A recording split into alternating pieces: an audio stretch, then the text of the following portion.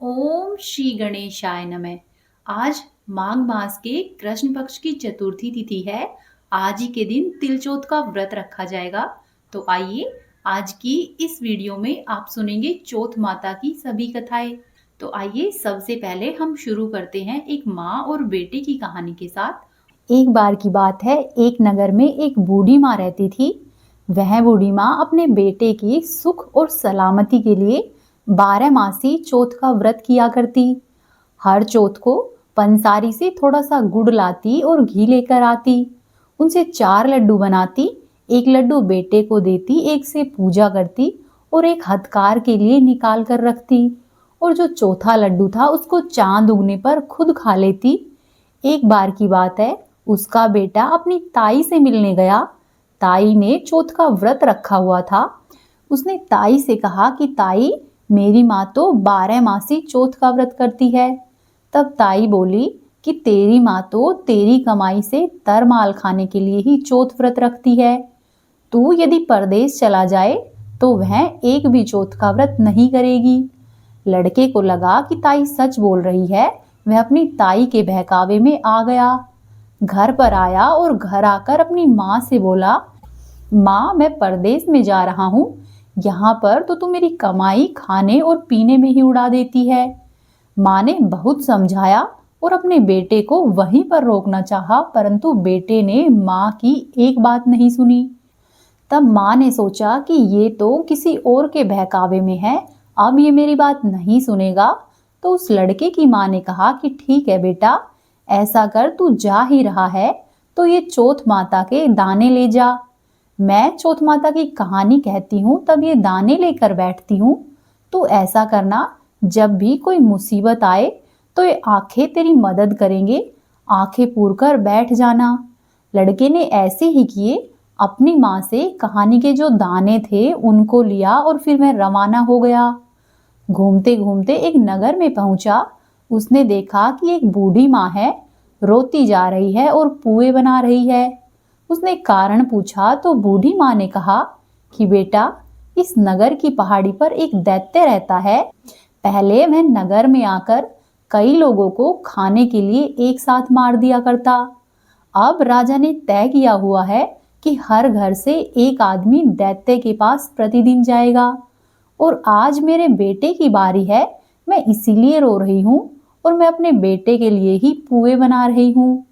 तब वह लड़का बोला कि माँ, यदि तू मुझे पुए खिला दे तो तेरे बेटे की जगह मैं चला जाऊंगा। तब बूढ़ी माँ बोली कि बेटा, पराए पूत को कौन भेजता है। पर वह लड़का नहीं माना और बार बार कहने लगा। तो बूढ़ी माँ ने उसे खीर पुए खिला दिए। खा पीकर वह लड़का आराम से चद्दर तान कर सो गया। जब रात हुई तो राजा के सैनिक आए। तो बूढ़ी माँ ने सोचा कि पराए पूत को कैसे उठाऊं। बूढ़ी माँ इधर उधर बर्तन बजाने लगी और आवाज करने लगी। लड़का आवाज सुनकर उठ गया और बोला कि क्या बात है बूढ़ी माँ। तब बूढ़ी माँ ने कहा कि बेटा, राजा के सैनिक आए हैं। लड़का राजा के सैनिकों के साथ चला गया। दैत्य के सामने पहुंचकर उसने चौथ माता के जो आंखें लाया था वे दैत्य की तरफ फेंके और बोला कि हे चौथ माता, यदि मेरी माँ मेरी सलामती के लिए पूरे मन से तुम्हारे व्रत रखती थी तो इस दैत्य का सिर कटकर जमीन पर गिर जाए। जैसे ही उसने आंखें दैत्य की तरफ फेंके, उसका सिर कटकर पृथ्वी पर गिर गया और लड़का सकुशल वापस आ गया। राजा को जब इन सब बातों के बारे में पता चला तो वह बहुत प्रसन्न हुआ। उसे बहुत सारे उपहार दिए और फिर विदा किया। चलते चलते वह लड़का एक दूसरे राजा के राज्य में पहुंचा। इस राज्य में आवा तभी पकता था जब एक इंसान की बलि दी जाती थी। सिपाहियों ने उसे पकड़ा और आवे में चुन दिया। लड़के ने आवे में बैठते समय अपनी माँ के कहानी सुने हुए आंखें डाले और कहा, हे चौथ माता, यदि मेरी माँ मेरे लिए चौथ के व्रत किया करती थी तो ये आवा मेरी बलि के बिना ही झट से पक जाए। ऐसा कहते ही आवा तुरंत ही पक गया और आवे में से मिट्टी की जगह सोने और चांदी के बर्तन निकले। जब आवे को नीचे उतारने लगे तो अंदर से लड़का बोला कि धीरे धीरे निकालना, कहीं मुझे चोट नहीं लग जाए। जब आवा पकाने वालों ने ये सब सुना तो वे बहुत डर गए। जाकर राजा को बताया। राजा वहां पर आए और उससे पूछा कि तुम आवे में से कैसे बच गए। तब लड़के ने बताया कि मेरी माँ चौथ माता के व्रत किया करती है और व्रत के कारण से ही मैं बचा हूँ। राजा को उसकी बात पर विश्वास नहीं हुआ। उसने एक चांदी की सुराही मंगवाई और कहा कि सुराही की नली से निकल कर दिखाओ, तभी मुझे विश्वास होगा कि तुम चौथ माता की वजह से ही जीवित हो। लड़के ने चौथ माता को याद किया और आंखें सुराही में डालकर कहा कि हे चौथ माता, मैं भंवरा बनकर इस सुराही से निकल जाऊं। ऐसा ही हुआ। लड़का भंवरा बन गया और सुराही से निकल गया।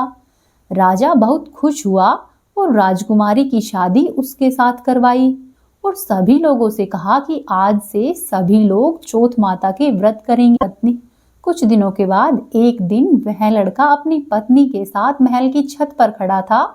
तब उसने एक और इशारा करके कहा कि देखो, मेरे गांव की तरफ बादल है। तब उस लड़की ने पूछा कि क्या तुम्हारे गांव है?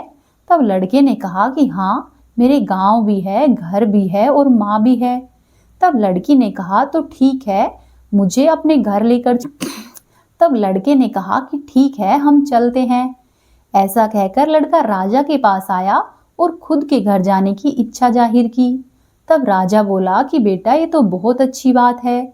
दूर जमाई लाख जमाई और घर जमाई खाक जमाई। ऐसा कहकर राजा ने अपनी बेटी और जमाई के जाने की पूरी व्यवस्था करा दी। राजा ने रथ, घोड़ा, हाथी और खूब सारा दान दहेज देकर उन्हें विदा किया। चौथे दिन तक वह लड़का अपने नगर में पहुंचा। चलते चलते चौथे दिन वह लड़का अपने नगर में पहुंचा। जिस दिन वह अपने नगर में पहुंचा उस दिन चौथ माता का व्रत था। वह लड़का अकेला ही पंसारी के यहाँ पर जाकर अपनी माँ के आने का इंतजार करने लगा। उसने सोचा कि आज चौथ है तो मेरी माँ यहाँ पर जरूर आएगी। थोड़ी देर बाद लकड़ी टेकती हुई उसे उसकी माँ आती हुई दिखाई दी। उसकी माँ की आंखों के आगे जाले आ गए थे। अब उसकी माँ को कम दिखाई देता था, क्योंकि जब से वह लड़का घर छोड़कर गया था तब से वह उसकी याद में रोती रहती और इसी तरह से उसकी आंखों के आगे जाले आ गए और अब बूढ़ी माँ को दिखाई भी कम देता था। लड़के ने जानबूझकर अपना पैर बूढ़ी माँ की लकड़ी पर लगा दिया और कहने लगा कि बल रे पूत काटी, मेरे पैर के लगा दी।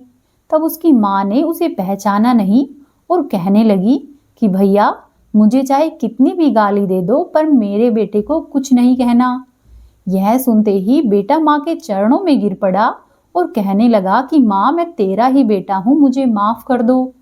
माँ ने उसे उसकी आवाज से पहचान लिया, क्योंकि दिखाई तो उसे कम ही देता था, और उसे अपने गले से लगा लिया। नगर के लोगों ने विश्वास नहीं किया कि ये बूढ़ी माँ का ही बेटा है। तब बूढ़ी माँ ने चौथ माता को याद करके कहा कि हे चौथ माता, यदि मैं अपने बेटे के लिए ही व्रत करती हूँ तो मेरे स्तन में दूध आ जाए और उसकी धार मेरे बेटे के मुंह पर गिरे। ऐसा ही हुआ। माँ के स्तन से दूध की धार बह निकली और बेटे के मुंह पर गिरने लगी। लोग चौथ माता की जय जयकार करने लगे और तब से उस नगर के भी सभी लोग चौथ माता का व्रत करने लगे। हे चौथ माता, जैसे आपने बूढ़ी माँ और उस बेटे की सहायता की है, वैसे ही सबकी कहना। कहानी को कहने वाले, सुनने वाले और होकारा भरने वाले सब पर अपनी कृपा बनाकर रखना।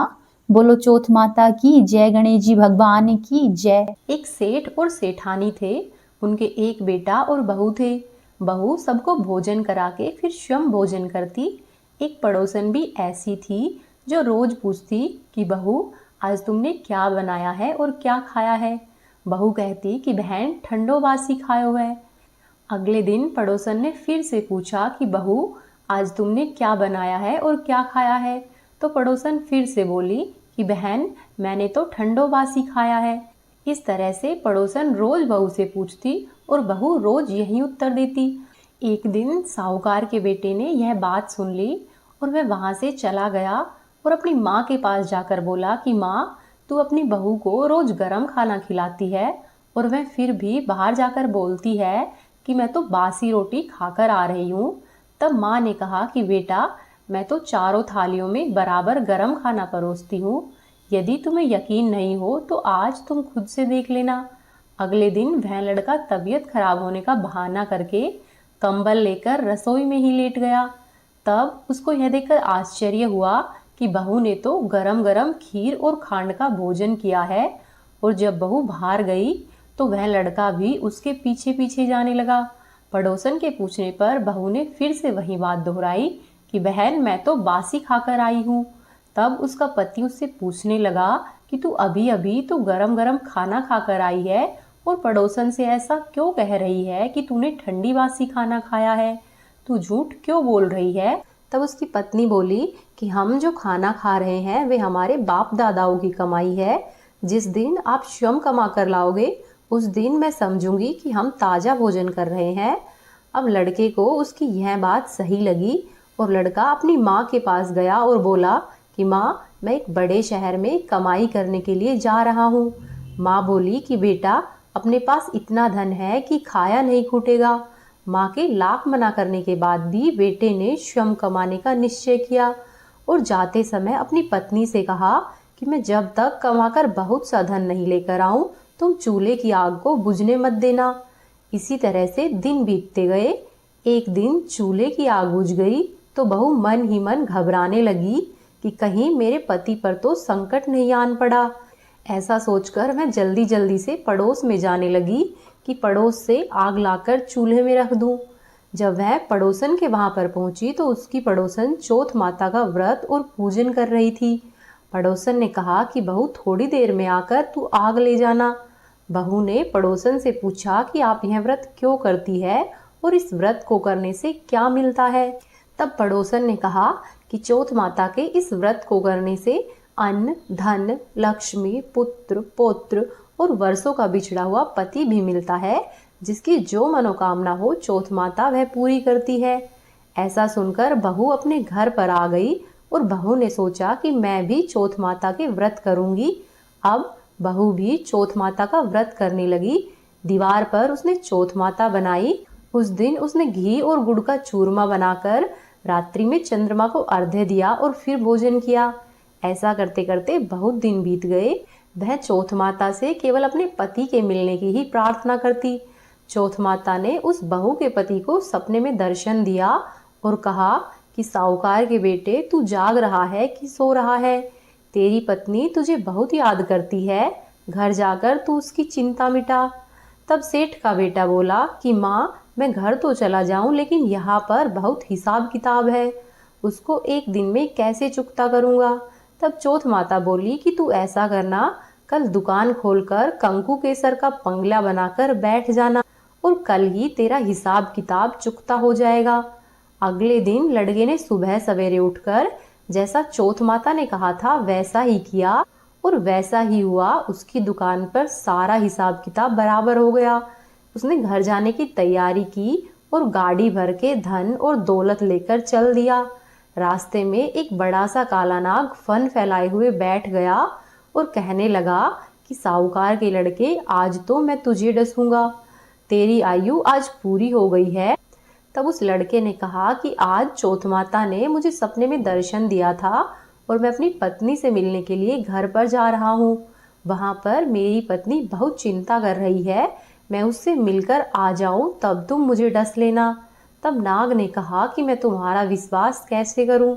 यदि तुम शपथ खाकर कहो तो ही मैं तुम्हें जाने दूंगा, परंतु यदि तुम लौटकर नहीं आए तो मैं तुम्हारे घर पर ही आकर तुम्हें डस लूंगा। इस प्रकार सांप को वचन देकर वह लड़का अपने घर की ओर चल दिया। घर पर पहुंचकर वह सभी लोगों से हंसी खुशी मिला और भोजन करके उदास होकर बैठ गया। उसकी पत्नी ने उसके उदास होने का कारण पूछा तो पति ने काले नाग वाली सारी बात बताते हुए कहा कि यदि मैं उस सांप के पास वापस नहीं जाऊंगा तो वह घर पर आकर ही मुझे डस लेगा। उसकी पत्नी बहुत चतुर थी। उसने कहा कि आप घबराओ नहीं, लेट जाओ, मैं एक उपाय करती हूँ। फिर उसकी पत्नी ने कमरे की 7 पैड़ी धोई। पहली पैड़ी पर रेत, दूसरी पर इत्र, तीसरी पर गुलाल, चौथी पर फूल और कंकु केसर, 5वीं पर लड्डू पेड़ा, छठी पर गद्दे और गलीचे, 7वीं पैड़ी पर दूध का भरा कटोरा रख दिया। इस प्रकार से वह बहू 7 पैड़ी सजाकर बैठ गई। आधी रात होते ही नाग आया और पैड़ियां चढ़ने लगा। पहली पैड़ी पर रेत में लौट गया और कहने लगा कि सेठ की बहू ने तो आराम बहुत दिया है, पर वचनों से बनकर आया हूँ तो इसलिए डसूंगा अवश्य। इस प्रकार 7 पैड़ियों पर नाग आराम करता हुआ और कहता हुआ गया कि डसूंगा जरूर। और जैसे ही वह कमरे में जाने वाला था तो चौथ माता ने विचार किया कि यदि मैं सेठ के बेटे को नहीं बचाऊंगी तो संसार में धर्म कर्म और व्रत पूजन को कौन मानेगा। अब तो गणेश जी, चंद्रमा जी और चौथ माता ने सेठ के बेटे को बचाने का विचार किया। चंद्रमा जी ने उजाला किया, चौथ माता ढाल बनी और गणेश जी ने तलवार लेकर नाग को मार दिया और ढाल से ढक दिया। अब बहू भी थकी हारी थी तो वह भी सो गई। जब दिन उठा तो लोग उसके बेटे से मिलने के लिए आने लगे, परंतु बेटा और बहू तो अब तक उठे ही नहीं थे। बहुत देर हो गई तो उनकी माँ उन्हें उठाने के लिए आई। माँ ने 7 पैड़ियों पर जो कुछ देखा तो वह बहुत घबराई और बेटे बहू को आवाज लगाई। बेटा बहू उठे तो देखा कि एक ढाल और एक तलवार वहां पर पड़ी हुई है। अब ढाल उठाई तो वहीं काला नाग मरा हुआ पड़ा था। बेटे और बहू ने सोचा कि आज तो धर्म कर्म ही आड़े आए हैं, जो भगवान गणेश जी और चौथ माता ने हमारी रक्षा की है। हे चौथ माता, आपने जैसी सेठ के बेटे और बहू की रक्षा की है वैसी ही सब की करना। इस कहानी को कहने वाले, सुनने वाले और होकारा भरने वाले सब पर अपनी कृपा बनाकर रखना।